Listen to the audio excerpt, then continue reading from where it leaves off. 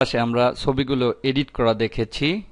এই ক্লাসে আমরা দেখব যদি ছবিগুলো প্রিন্ট করতে চাই তাহলে পেজের লেআউটটাকে সাজানো দেখব। এখানে লেআউট নামে একটা মেনু রয়েছে, এডিট মেনু ডান পাশে। লেআউট মেনুতে ক্লিক করি, ক্লিক করে আমরা একটা পেজ দেখতে পাচ্ছি। এই পেজে কয়েকটা ছবি সাজানো রয়েছে। বাম পাশের যে প্যানটা এখানে দেখতে পাচ্ছি কয়টা ছবি আমি একটা পেজে সাজাবো, বিভিন্ন স্টাইল দেওয়া রয়েছে। আমরা একটা, দুইটা, তারপরে চারটা বিভিন্ন স্টাইল করতে পারি।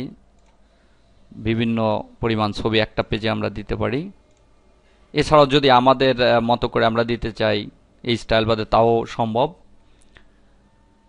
আর এছাড়া এই ছবিগুলোর যদি কোনো এডিট করতে চাই, বাম পাশে একটা টুল রয়েছে, এই টুলের মাধ্যমে এইগুলোকে এডিট করতে পারি। আবারও ওই এডিট মেনুর অপশনগুলোই মূলত এখানে চলে আসছে। এভাবে আমরা এডিট করতে পারি।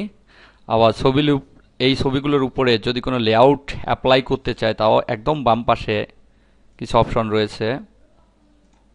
এই অপশনগুলো ক্লিক করে করে আমরা ছবিগুলো বিভিন্ন লেআউটে অ্যাপ্লাই করতে পারি।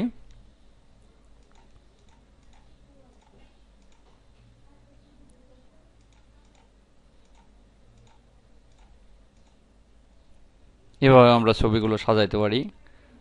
আমরা প্রতিটা অপশন ক্লিক করে করে করে দেখব।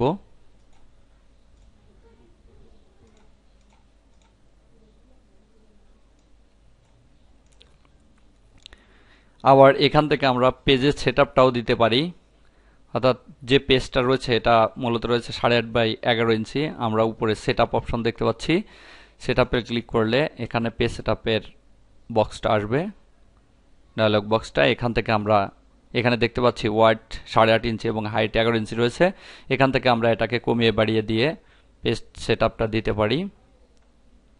আবার তার পাশে কপিজ রয়েছে, অর্থাৎ কয় কপি প্রিন্ট করব তা দিয়েও এখান থেকে আমরা প্রিন্টের সংখ্যাটা দিয়ে প্রিন্টে ক্লিক করে সেই পরিমাণ প্রিন্ট করতে পারি।